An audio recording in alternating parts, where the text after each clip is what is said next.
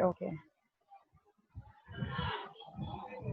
जी, class continue करते हैं।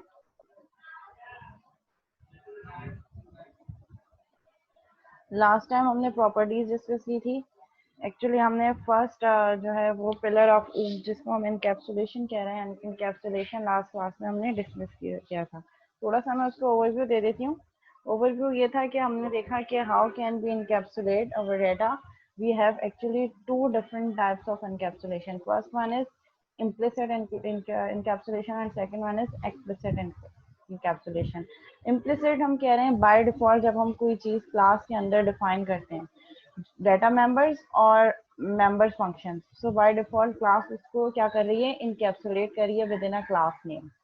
ठीक है, we have name of class जिसके अंदर जो भी डेटा मेंबर्स और मेंबर फंक्शन हमने डिक्लेयर किए within a class, basically class क्या कर रही है उसको, जैसे हम क्लास के अंदर कुछ लिखते हैं तो वो क्लास क्या कर रही है उसको अपने अंदर इनकैप्सुलेट कर रही है।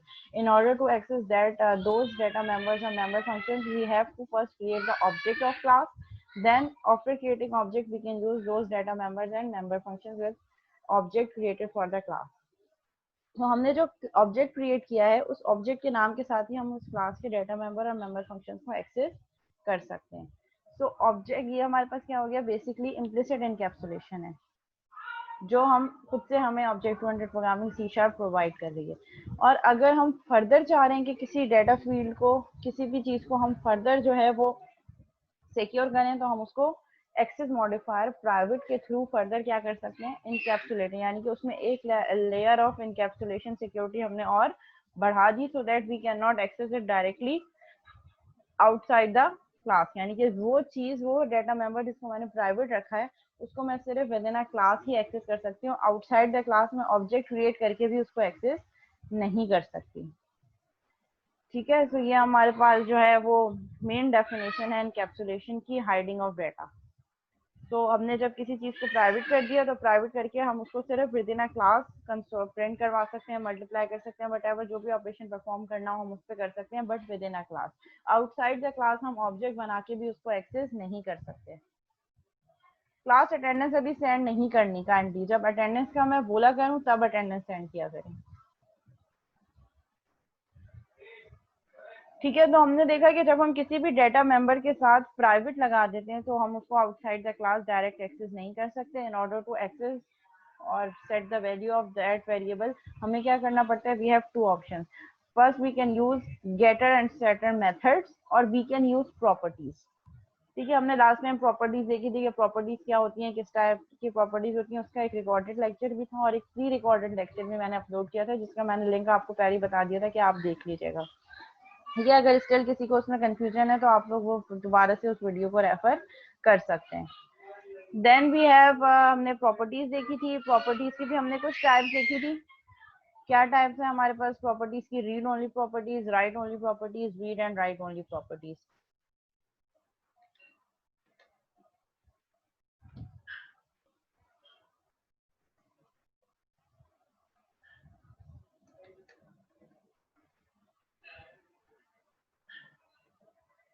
ठीक है, अब हम नया टॉपिक स्टार्ट करने जा रहे हैं। अच्छा, आज हमारी आज की क्लास में क्विज भी होगा। ठीक है, लास्ट क्लास में होना था जो नहीं हो सका था, तो आज हम क्विज भी होगा। अब जिस टाइम पे होगा वो मैं बता दूंगी कि किस टाइम पे होगा, इसलिए काइंडली बार बार चैट पे मैसेज करके मत पूछेगा कि मिस क्विज कब होगा, क्विज कब होगा। आप लोग मेंटली प्रिपेयर रहें क्विज के लिए, एक पेन और पेपर अपने साथ लेकर बैठें। ठीक है, किसी भी वक्त जो है मैं टॉपिक कंप्लीट होकर क्विज अनाउंस कर सकती हूँ, मोस्ट प्रोबेबली ब्रेक के फौरन बाद, मोस्ट प्रोबेबली उससे पहले भी हो सकता है। अब तक हमने जितना पढ़ा है exactly.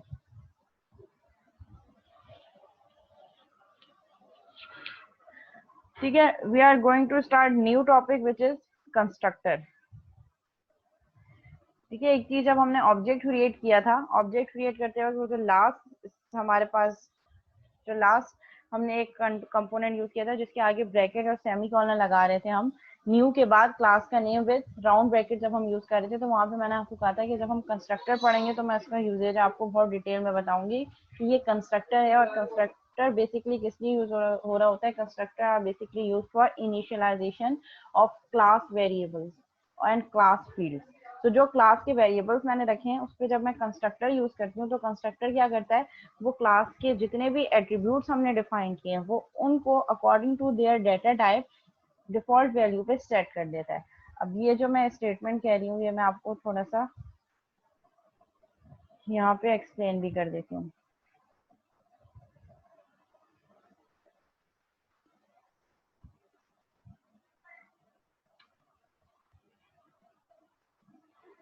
Suppose I have created a class है,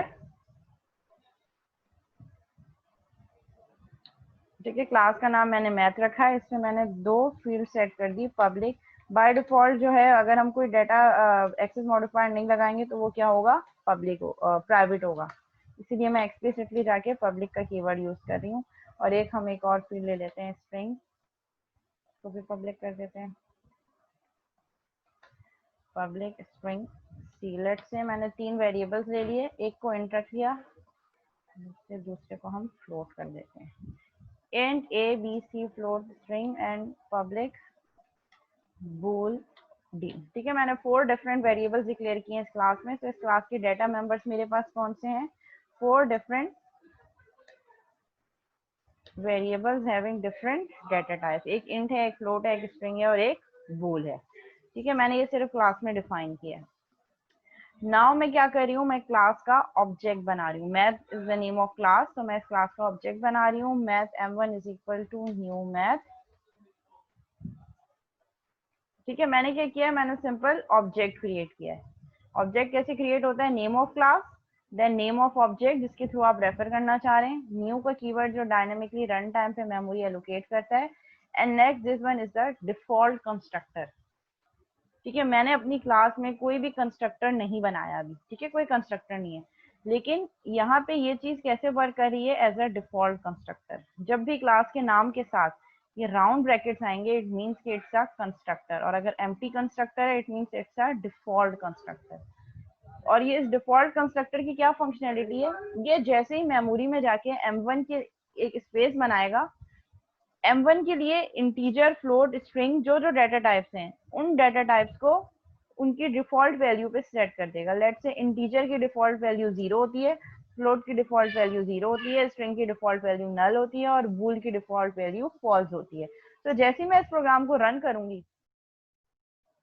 ठीक है, मेरे पास कुछ प्रिंट नहीं होगा क्योंकि मैंने प्रिंट कुछ नहीं कराया, लेकिन ये स्टेटमेंट क्या कर रही है, मेमोरी में जाके m1 के नाम का एक ऑब्जेक्ट क्रिएट कर लिया इसने और m1 के लिए a b c और d की वैल्यूज डिफॉल्ट पे वैल्यूज पे सेट कर दी। अब ये कैसे पता चलेगा, तो हम उन वैल्यूज को प्रिंट करके देख लेते हैं। मैंने यहाँ से m1 के लिए a b c d की कोई वैल्यू सेट नहीं की, ठीक है, मैंने अभी यहाँ पे कोई भी वैल्यू सेट नहीं की।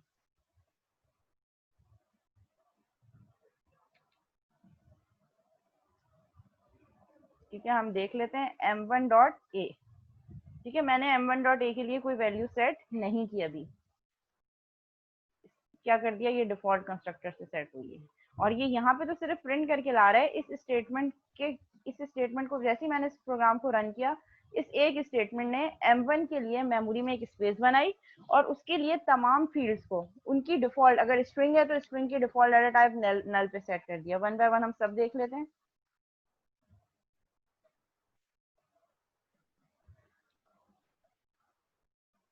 ठीक है, m1 dot a, m1 dot b जो कि एक फ्लोट था,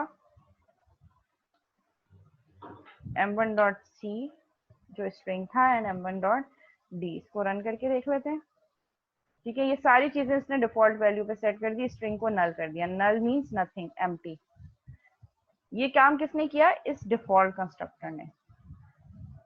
तो होता क्या है कि जब आप ऑब्जेक्ट क्रिएट करते हैं क्लास का, तो बैकएंड पे आपका कंपाइलर ऑटोमेटिकली इम्प्लिसिटली खुद से एक डिफॉल्ट कंस्ट्रक्टर क्रिएट कर देता है। और वो डिफॉल्ट कंस्ट्रक्टर कैसे होता है मैं आपको बताती हूँ। कंस्ट्रक्टर की हम प्रॉपर्टीज देखते हैं कि हाउ कैन, ये काम अभी हम एज्यूम कर रहे हैं कि अभी ये मैंने नहीं किया, लेकिन ये काम आपका कंपाइलर खुद से कर रहा होगा। क्या करेगा आपका कंपाइलर, एक कंस्ट्रक्टर बनाएगा, कंस्ट्रक्ट, और constructor always should be public.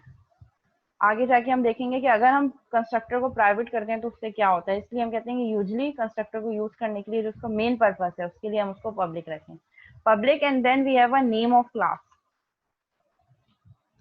ये कंस्ट्रक्टर का सिंटेक्स है। पब्लिक का एक्सेस मॉडिफायर, कंस्ट्रक्टर का नाम हमेशा क्लास के नाम के इक्विवेलेंट होगा। मैथ की क्लास है, मैथ की class, round bracket and then body of constructor. और ये क्या कर देगा, ए की वैल्यू कर देगा 0, बी क्या है फ्लोट, फ्लोट की वैल्यू भी कर देगा 0, सी क्या है स्ट्रिंग, इसकी वैल्यू कर देगा null, and D is equal to false. ये काम कौन कर रहा होगा, ये ऑटोमेटिकली आपका कंपाइलर कर रहा होगा, चाहे आप ऐसा प्रोग्रामर यहाँ पे इम्प्लीमेंट करें या नहीं करें। और ये काम कब होगा,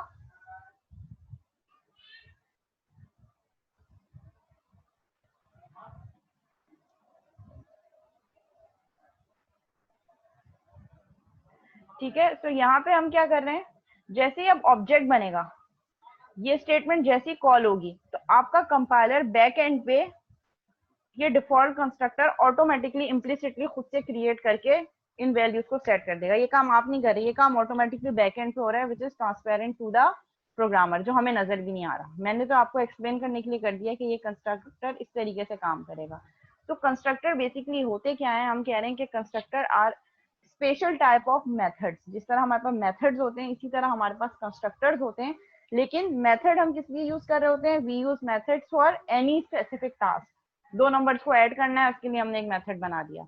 मुझे स्क्वायर निकालना है, स्क्वायर रूट निकालना है, उसके लिए एक मेथड बना दिया, ठीक है। दो नंबर्स में से ग्रेटेस्ट नंबर रिटर्न करना है, उसके लिए एक मेथड बना दिया। तो किसी भी स्पेसिफिक टास्क को परफॉर्म करने के लिए हम मेथड बनाते हैं। इसी तरह कंस्ट्रक्टर भी are special purpose methods which are used for initializing data members of class। यानी कि जिस क्लास का मैंने कंस्ट्रक्टर बनाया है, कंस्ट्रक्टर क्या करेगा, उस क्लास के डाटा मेंबर्स को उनकी डिफॉल्ट वैल्यू पे सेट कर देगा। अगर आप खुद से एज अ प्रोग्रामर कोई कंस्ट्रक्टर नहीं बनाएंगे, तो जब आप ऑब्जेक्ट क्रिएट कर रहे होंगे उस क्लास का, तो ऑटोमेटिकली आपका कंपाइलर बैकएंड पे एक कंस्ट्रक्टर बना लेगा, जो कि जितनी भी डेटा टाइप्स हैं क्लास की, उनको उनकी डिफॉल्ट वैल्यू पे सेट कर देगा। तो ये काम जो मैंने हाईलाइट किया हुआ है, ये ऑटोमेटिकली आपका कंपाइलर कर लेगा, अगर आपने खुद से कोई कंस्ट्रक्टर नहीं बनाया।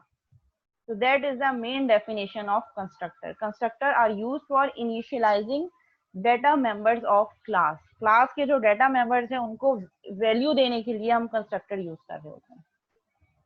क्लियर हो गया यहाँ तक? अगर यहाँ तक क्लियर है तो फिर मैं आगे बढ़ूँ कि कंस्ट्रक्टर डिक्लेयर कैसे करते हैं। ये काम तो हमने देखा कि बैकएंड पे आपका कंपाइलर, अभी आपने कुछ भी नहीं किया, ये सिर्फ मैंने आपको एक्सप्लेन करने के लिए बताया, इसलिए मैं इसको कमेंट कर देती हूँ।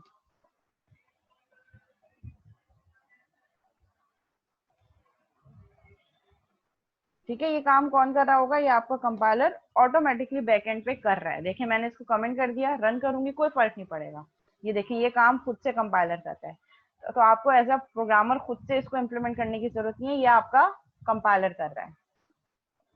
ठीक है, अब हम ये देखते हैं कि ये तो वो डिफॉल्ट कंस्ट्रक्टर है जो कंपाइलर खुद से क्रिएट कर रहा है। ठीक है, मैंने अपनी क्लास में क्या किया, सिर्फ 4 डेटा मेंबर्स यूज किए हैं, बस दैट्स इट। और कंपाइलर मेरा क्या कर रहा है, इम्प्लिसिटली जो है वो मेरा जो है वो कंपाइलर ऑटोमेटिकली क्या कर रहा है, वो वैल्यूज असाइन कर रहा है वेरिएबल्स के लिए, जो वेरिएबल्स क्लास वेरिएबल्स हैं। अच्छा, ये ABCD आर क्लास वेरिएबल्स, जिनको हम डेटा मेंबर्स कह रहे हैं। ABCD जो विद इन अ क्लास मैंने डिक्लेयर किया, this are class variables. Class variables means ये क्लास के अपने वेरिएबल्स हैं, और इनको एक्सेस करने के लिए we will create object of the class, then we can access these variables. ठीक है, अब हम ये भी कर सकते हैं कि हम आगे जाके किसी भी पॉइंट पे किसी भी स्पेसिफिक वेरिएबल की मैं वैल्यू चेंज कर दूं। मैं चाह रही हूँ कि m.a इज इक्वल टू 10 हो जाए, तो ये सारी चीजें मैं दोबारा प्रिंट करवाऊंगी। जो एक स्पेसिफिक वेरिएबल मैंने क्लास वेरिएबल चेंज किया a, ये सिर्फ उसकी वैल्यू चेंज करेगा। 10 कर दी, बाकी सारी वही सेम है। अगर आप आगे जाके फर्दर चेंज करना चाह रहे हैं वन बाय वन सबको, तो आप बिल्कुल सब कर सकते हैं। m1.b इज इक्वल टू मैंने कहा 20f, ठीक है, फ्लोट है इसलिए। m1.c मैंने कर दिया स्ट्रिंग है, तो मैंने इसको पाकिस्तान जिंदाबाद कर स्ट्रिंग दे दिया। ठीक है, एनी टाइम किसी भी टाइम पे आप वैल्यूज को चेंज कर सकते हैं। लेकिन कंस्ट्रक्टर क्या यूज हो रहा है कि जब आप ऑब्जेक्ट क्रिएट कर रहे हैं, तो ऑब्जेक्ट क्रिएट करते वक्त at least we should have some values जो कि उन वेरिएबल्स को, जो क्लास वेरिएबल्स उनको असाइन हो। एंड लास्ट वन मेरे पास भूल है, m1.d is equal to true कर देते हैं। ठीक है, तो किसी भी स्पेसिफिक पॉइंट पे आप कोई भी वेरिएबल चेंज कर सकते हैं। लेकिन ये स्टेटमेंट क्या करेगी, ये सब मैं हटा दूं, अभी ये मैंने आगे जाके किया है, लेकिन उससे पहले मेमोरी में जब M1 स्टोर होगा, तो M1 के लिए A, B और C, D जब मेमोरी में स्पेस दे रहे हैं तो उनको कोई ना कोई वैल्यू असाइन करनी है, सो दैट ये एम्प्टी ना हो। इसीलिए आपका कंपाइलर डिफॉल्ट पे बैकएंड पे एक कंस्ट्रक्टर चला रहा है, जो एक इस स्टेटमेंट के बाद से क्या करेगा, उस क्लास के सारे वेरिएबल्स को डिफॉल्ट वैल्यू पे सेट कर देगा। ठीक है, अब वापस स्लाइड पे चलते हैं, थोड़ी सी कंस्ट्रक्टर की कुछ प्रॉपर्टीज देख लेते हैं। A constructor is a special function that is a member of class. Again, constructor क्या है, स्पेशल फंक्शन है जो क्लास का मेंबर है, यानी कि हमेशा क्लास के अंदर आप डिफाइन करेंगे, और अगर आप खुद से नहीं करेंगे तो बैकएंड पे आपका कंपाइलर खुद से एक डिफॉल्ट कंस्ट्रक्टर चला देगा। C# requires a constructor call for each object that's created. Her object जब आप क्रिएट करेंगे उसके लिए मैंडेटरी है कि C# क्या करे, कंस्ट्रक्टर को कॉल करे। which helps, और उसका टास्क क्या होगा, which helps ensure that each object, जो जो ऑब्जेक्ट आप बनाते जा रहे हैं, is initialized properly before its use in a program। मतलब आप जो भी ऑब्जेक्ट बना रहे हैं वो ऑब्जेक्ट प्रॉपरली इनिशियलाइज्ड हो before it can be further use in a program. आपके प्रोग्राम में फर्दर यूज होने से पहले ही वो मेमोरी में क्या कर दे, उनको किसी न किसी वैल्यूज पे सेट कर दे। The constructor call occurs implicitly, that is the point जो मैं आपको काफी देर से एक्सप्लेन करने की कोशिश कर रही हूँ। The constructor call occurs implicitly, implicitly का मतलब क्या होता है, ऑटोमेटिकली, खुद से। द कंस्ट्रक्टर ऑटोमेटिकली कॉल होता है when the object is created, जब आप ऑब्जेक्ट क्रिएट करते हैं ऑटोमेटिकली कंस्ट्रक्टर कॉल हो जाता है। This ensures that the object will always have valid data to work on. ठीक है, इसमें क्या ऑब्जेक्टिव होगा कि जब भी हम कंस्ट्रक्टर ऑटोमेटिकली कॉल हो जाता है और वो आपकी क्लास के वेरिएबल्स को उस ऑब्जेक्ट के लिए डिफॉल्ट वैल्यू पे सेट कर देता है, सो दैट अगर आपने उन वेरिएबल्स को आगे जाके कहीं प्रोग्राम में काम करना हो तो उनके पास कोई ना कोई वैल्यूज हो। Normally constructors are declare public, normally usually हम कंस्ट्रक्टर्स को पब्लिक डिक्लेयर करते हैं, so that it can be easily called. Public होंगे तभी तो जब हम ऑब्जेक्ट क्रिएट करना चाहेंगे क्लास का, तभी इजीली एक्सेस हो सकते हैं। Constructor can be overloaded just like other functions, and we can overload constructor as well. अभी हम आगे पढ़ के पहले कंस्ट्रक्टर समझ लेंगे क्या होता है, फिर हम देखेंगे कि कंस्ट्रक्टर ओवरलोडिंग क्या होती है। Difference between constructor and function. ठीक है, हम जब कह रहे हैं कि constructors are specific special type of functions और मेथड्स, तो हम यहाँ पे ये भी डिस्कस कर लेंगे दोनों में डिफरेंसेस क्या हैं। A constructor must be defined with the same name as the class. Constructor का नाम हमेशा वही होगा जो क्लास का नाम है। इट इज मैंडेटरी, हमेशा कंस्ट्रक्टर क्लास के नाम के इक्विवेलेंट होंगे। जबकि मेथड्स क्या होते हैं, हमने आज तक हम जितने भी मेथड पढ़ते आए, हमने कभी नहीं देखा कि मेथड का नाम सेम होगा जो क्लास का नाम होगा। तो constructor must be defined with the same name as the class. Constructor do not possess a return type, not even void. Method के साथ हम हमेशा कोई ना कोई रिटर्न टाइप लगाते हैं। अगर वो मेथड इंटीजर वैल्यू रिटर्न कर रहा है तो हम इंट लगाते हैं, अगर वो मेथड जो है वो बूल वैल्यू रिटर्न कर रहा है तो हम बूल लगाते हैं, अगर कुछ भी रिटर्न नहीं कर रहा होता तो हम वॉइड लगाते हैं। लेकिन कंस्ट्रक्टर में हम कुछ भी रिटर्न टाइप नहीं लगाएंगे, इवन वॉइड भी मेंशन नहीं करेंगे कंस्ट्रक्टर में। ठीक है, क्योंकि कंस्ट्रक्टर का मेथड में तो ये ऑब्जेक्टिव है ना कि अगर हम दो नंबर का सम जनरेट करके रिजल्ट आ रहा है, कंस्ट्रक्टर का ये ऑब्जेक्टिव नहीं है। कंस्ट्रक्टर का ऑब्जेक्टिव क्या है कि ये सिर्फ और सिर्फ क्लास वेरिएबल्स को वैल्यू असाइन करने के लिए यूज हो रहे हैं, इनिशियलाइज करने के लिए यूज हो रहे हैं। Therefore constructor doesn't return a value, even we not define void for the constructor. ठीक है, तो ये कुछ प्रॉपर्टीज हो गई हमारे पास कंस्ट्रक्टर्स की, कि कंस्ट्रक्टर का नाम क्लास के नाम के इक्विवेलेंट होना चाहिए और कंस्ट्रक्टर कुछ भी रिटर्न नहीं करेगा। सिंपल, हमारे पास एक्सेस मॉडिफायर होगा जो यूजुअली हम पब्लिक रखते हैं, और फिर कंस्ट्रक्टर का नाम जो कि क्लास के नाम के इक्विवेलेंट होना चाहिए। यहाँ तक क्लियर हो गया है, तो फिर मैं आगे बढ़ूँ। अब हम डिफरेंट टाइप्स ऑफ कंस्ट्रक्टर देखेंगे।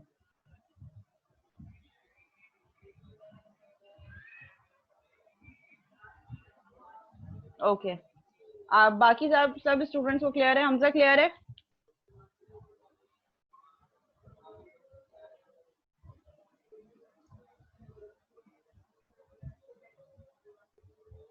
मुजम्मिल, लाइबा, हारिस, जिन जिन के नाम मुझे याद आने, मैं रैंडमली कॉल कर रही हूँ। ओके, ठीक है, now we will discuss different types of constructors, कि हमारे पास डिफरेंट टाइप्स ऑफ कंस्ट्रक्टर कौन कौन से हो सकते हैं। First one is default constructor.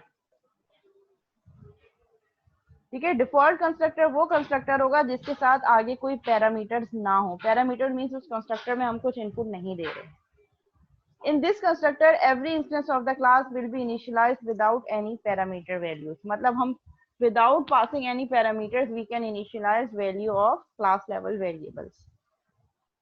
ठीक है, अभी जैसे हमने देखा कि ऑटोमेटिकली एक डिफॉल्ट कंस्ट्रक्टर हमारा कंपाइलर चला देता है, तो वो क्या है हमारे पास, डिफॉल्ट कंस्ट्रक्टर लाइक दिस, जिसको मैंने यहाँ पे, ठीक है, ये मेरे पास क्या है, एक डिफॉल्ट कंस्ट्रक्टर है जो कुछ भी आर्ग्यूमेंट नहीं ले रहा, कोई भी पैरामीटर मैंने इसमें पास नहीं किए, और ये वो डिफॉल्ट कंस्ट्रक्टर है जो कंपाइलर खुद से क्रिएट कर रहा है अगर मैंने एज अ प्रोग्रामर कोई कंस्ट्रक्टर यूज नहीं किया है तो। ठीक है, now I can create explicitly a constructor as a programmer. Explicitly का मतलब क्या है, खुद से जाके मैं कोड कर सकती हूँ। तो अगर मैं इसको अनकमेंट कर दूंगी तो मैंने एज अ प्रोग्रामर खुद से एक्सप्लिसिटली एक कंस्ट्रक्टर बना दिया।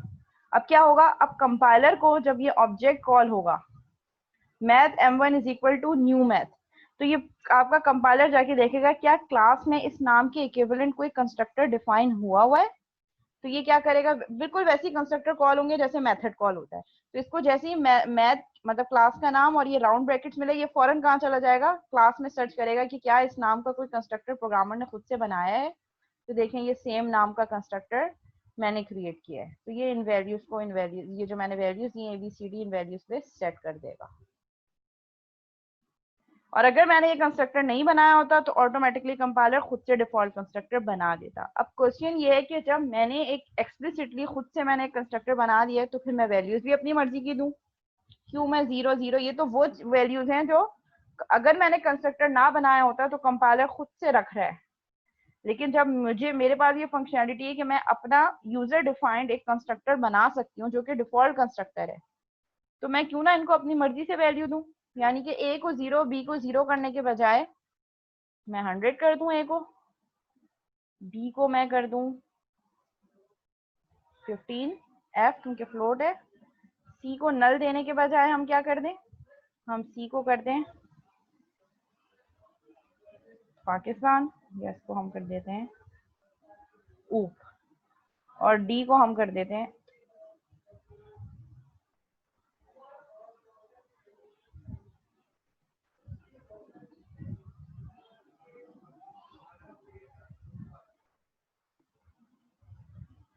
ठीक है। यहाँ पे मैंने एक स्टेटमेंट दे दी कि चेक करो, एक रिलेशनल एक्सप्रेशन दे दी जिसका रिजल्ट या तो ट्रू होगा या फॉल्स होगा।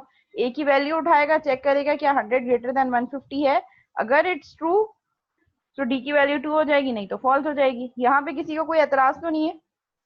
मैंने एक डिफॉल्ट कंस्ट्रक्टर बनाया जो कि कौन सा है, explicit default constructor. Explicit means as a programmer खुद से बनाया और डिफॉल्ट वैल्यूज भी मैं अपनी मर्जी की ही दे रही हूँ।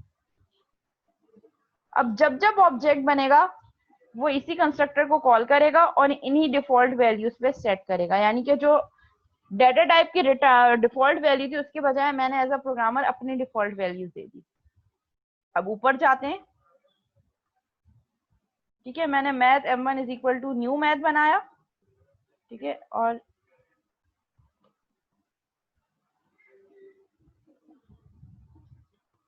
ठीक है, बाकी अभी मैं सारी स्टेटमेंट्स को फिलहाल for the time being comment कर रही हूँ। ठीक है, मैंने क्या किया, सिंपल मैंने मैथ की क्लास का ऑब्जेक्ट बनाया,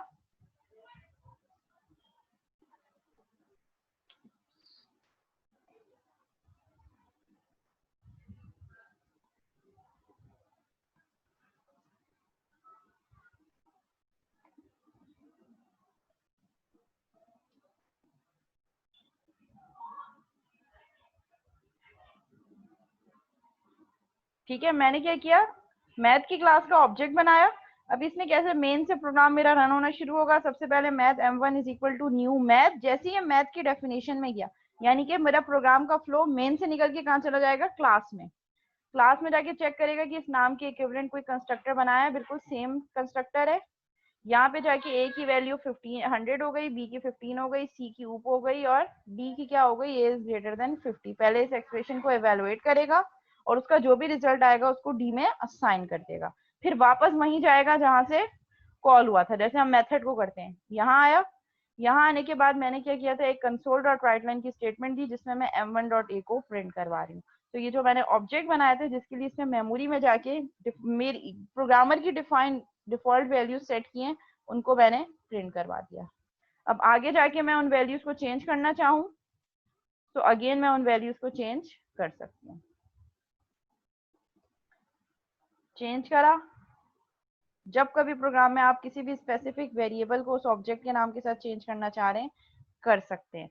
लेट एज्यूम कि मैंने एक और कंस्ट्रक्टर ऑब्जेक्ट बनाया, math m2 is equal to new math,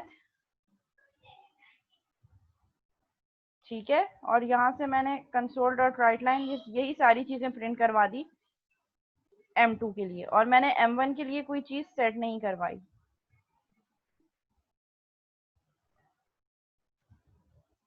ठीक है, एक m1 है, m1 के लिए पहले ये डिफॉल्ट वैल्यू सेट करेगा और उन डिफॉल्ट वैल्यूज को प्रिंट करवा देगा। फिर मैंने m1 के लिए सारी वैल्यूज को चेंज करवाया और फिर दोबारा प्रिंट करवा दिया, तो अब ये अपडेटेड वैल्यूज प्रिंट करेगा।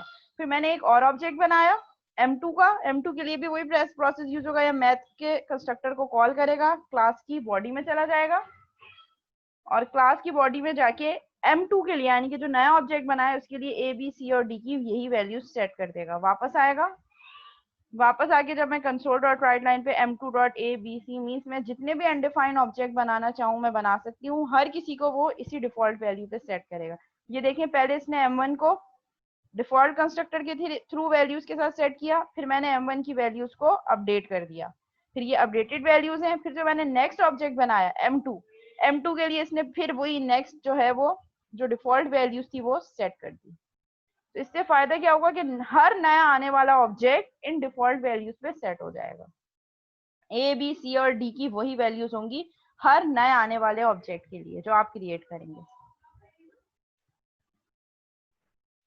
जी क्लास, यहाँ तक क्लियर है?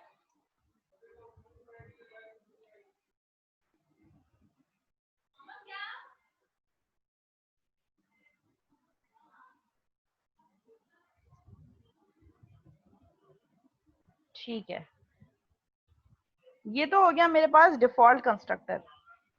और डिफॉल्ट कंस्ट्रक्टर की क्या वैल्यूज हैं, किसी ना किसी स्पेसिफिक वैल्यूज पे नए आने वाले ऑब्जेक्ट की वैल्यूज को सेट कर देना। ठीक है, ये हो गया हमारे पास डिफॉल्ट कंस्ट्रक्टर। इसकी एक एग्जांपल मैंने करवा दी है, एक एग्जांपल स्लाइड वाली भी देख लेते हैं ताकि दो एग्जांपल्स हो जाए हमारे पास। ठीक है, यहाँ पे इन्होंने क्या किया, एक क्लास बनाई, क्लास सैंपल, क्लास का नाम सैंपल रखा है। कंस्ट्रक्टर का नाम हमेशा क्लास के नाम के इक्विवेलेंट होना चाहिए, ये चीज माइंड में रखें।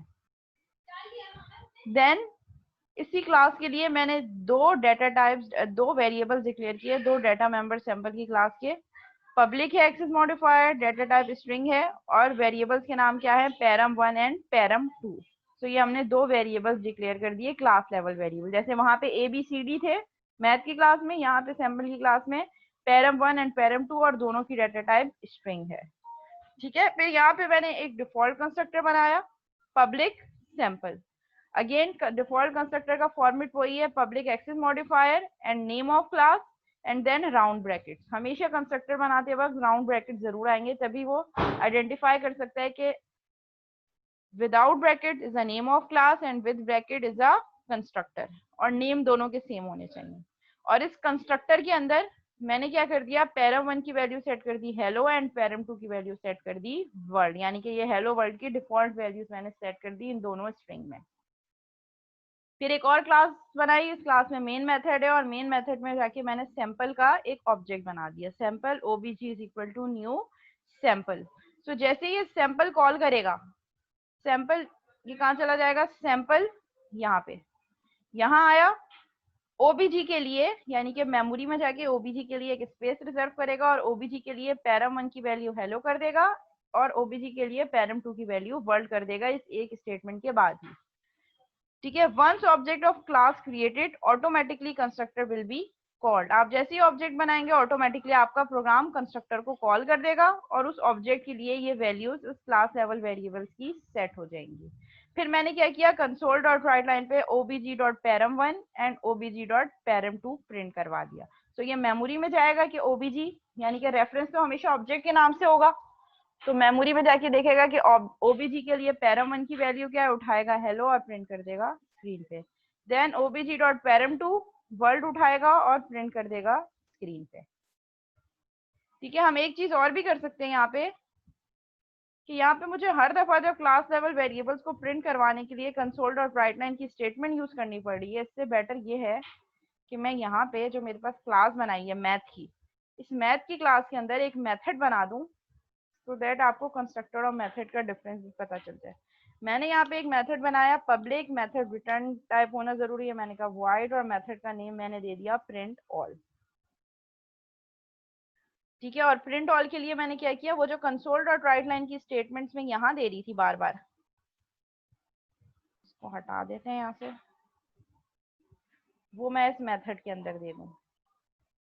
और ऑब्जेक्ट के नाम के साथ देने के बजाय डायरेक्ट, क्योंकि क्लास लेवल वेरिएबल्स हैं, डायरेक्ट क्लास में एक्सेस हो जाएगा MABCND।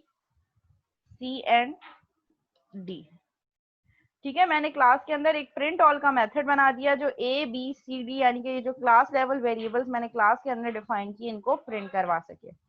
अब इसका मुझे मेथड बनाने का फायदा क्या होगा कि मुझे हर दफा बार बार console dot write line use करने की जरूरत नहीं है, बल्कि मैं क्या कर सकती हूँ, मैंने दो ऑब्जेक्ट बनाए, ऑब्जेक्ट के नाम के साथ प्रिंट ऑल का मेथड कॉल कर दूं m1 डॉट प्रिंट ऑल, लेकिन जब तक कोई ऑब्जेक्ट क्रिएट नहीं होगा जब तक हम उसके नाम के साथ एक्सेस नहीं कर सकते। जैसे m2 मैंने नीचे किया है, तो अगर मैं इसको यहाँ पे m2 डॉट देखें तो m2 पे ये मुझे एरर दे रहा है। ठीक है, तो ऑब्जेक्ट का क्रिएट होना मैंडेटरी है। ठीक है, एरर आ गया। हाँ, लेकिन जब मैंने ऑब्जेक्ट क्रिएट कर दिया उसके बाद अगर मैं m2 डॉट प्रिंट ऑल कराऊंगी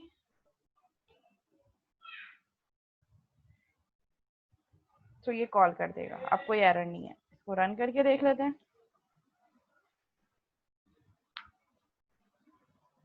अच्छा, अब इन बिटवीन यहाँ पे मैंने m1 ऑब्जेक्ट के लिए सारी वैल्यूज चेंज की थी, m1 dot A equal to 10, वो यहाँ कहीं शो नहीं हो रही।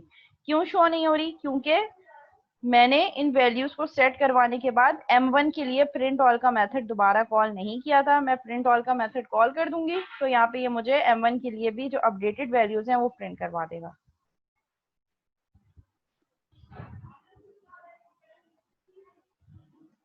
ठीक है, तो जो मेरी अपडेटेड वैल्यूज थी वो प्रिंट हो गई।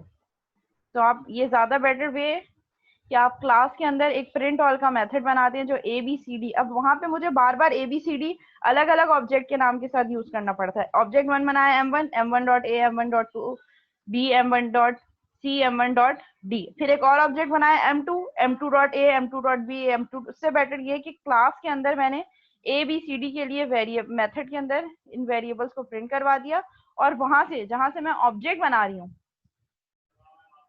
इन ऑब्जेक्ट के नाम के साथ मैं सिर्फ और सिर्फ प्रिंट ऑल का मेथड कॉल कर रही हूँ।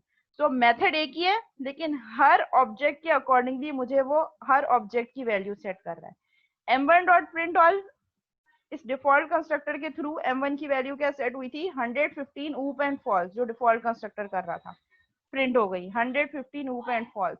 फिर मैंने एक्सप्लिसिटली जाके m1 dot A, m1 dot B, m1 dot C और m1 डॉट डी की वैल्यू चेंज करी, तो अब मेमोरी में जाके m1 की वैल्यू अपडेट हो गई। m1 के लिए जो a की वैल्यू थी वो 100 से चेंज होकर 10 हो गई, b की वैल्यू 20 हो गई, c की वैल्यू ऊप से चेंज होकर पाकिस्तान जिंदाबाद, और d की वैल्यू फॉल्स से ट्रू हो गई। फिर मैंने दोबारा प्रिंट करा m1 डॉट प्रिंट ऑल, तो ये मुझे क्या वैल्यूज दिखाएगा, अपडेटेड वैल्यूज।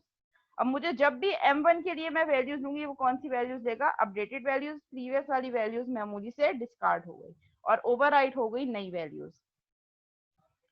फिर मेरे पास मैंने एक और ऑब्जेक्ट बनाया m2, और इसके लिए डिफॉल्ट कंस्ट्रक्टर कॉल होगा जो कि m2 के लिए ABCD की वैल्यूज क्या कर देगा, जो डिफॉल्ट कंस्ट्रक्टर के थ्रू थी 115 ऊप एंड फॉल्स, और मैंने m2 dot print all call करवा दिया तो इसने वही डिफॉल्ट वैल्यूज मुझे यहाँ पे प्रिंट करवा दी।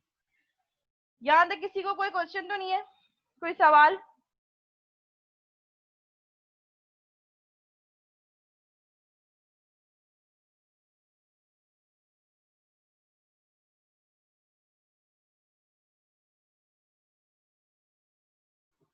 जी क्लास, डिफॉल्ट कंस्ट्रक्टर क्लियर है?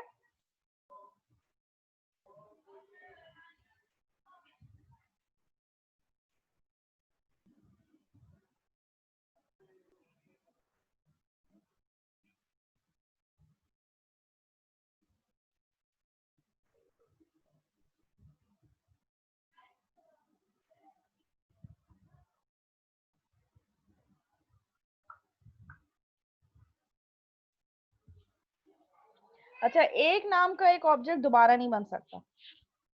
एक दफा वैल्यू सेट हो गई, आप जो है वो दोबारा उस नाम को ऑब्जेक्ट नहीं बना सकते। हाँ, आप एक काम ये कर सकते हैं कि एक ऑब्जेक्ट की वैल्यू दूसरे में पास कर दो। जैसे कि मैंने यहाँ पे किया, m1 की वैल्यू को चेंज कर दिया था। ठीक है, m1 एक ऑब्जेक्ट है, m2 एक ऑब्जेक्ट है, और अगर मैं कर देती हूँ m1 डॉट प्रिंट ऑल, तो मैं इस तरीके से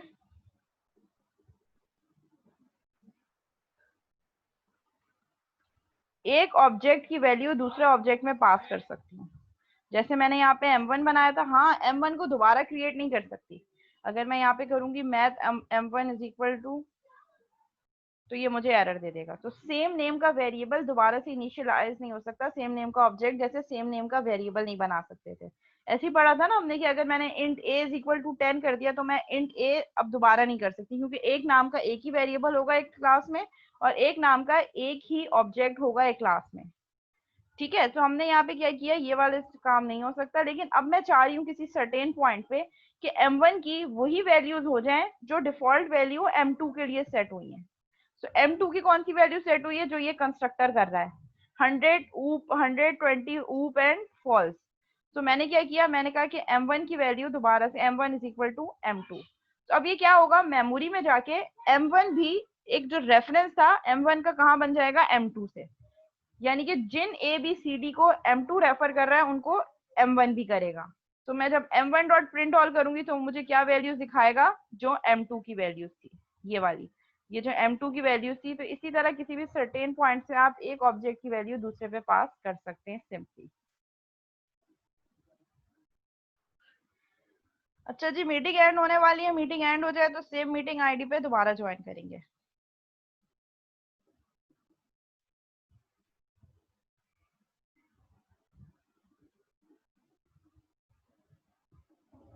जी जी, बिल्कुल जरूरी है कंस्ट्रक्टर और क्लास का नाम। अगर आप क्लास के नाम के इक्विवेलेंट नहीं रखेंगे तो वो कंस्ट्रक्टर ही नहीं होगा। कंस्ट्रक्टर का नाम जरूरी है कि हमेशा क्लास के इक्विवेलेंट हो, तभी तो वो कॉल करेगा ऑब्जेक्ट, वरना कैसे क्रिएट करेगा। जब आप ऑब्जेक्ट क्रिएट कर रहे हो यहाँ से, तो दोनों जगह क्लास का नेम आएगा, तो इस नाम का कंस्ट्रक्टर होगा तभी तो उसको कॉल करेगा। ठीक है, मीटिंग एंड होने वाली है, सेम मीटिंग आईडी पे दोबारा ज्वाइन करेंगे फॉरन, फिर उसके बाद हम देखेंगे कि पैरामीटराइज कंस्ट्रक्टर क्या होते हैं। मीनवाइल 1 मिनट है, अगर आपको डिफॉल्ट कंस्ट्रक्टर से रिलेटेड कोई क्यूरी है तो आप लोग पूछ सकते हैं।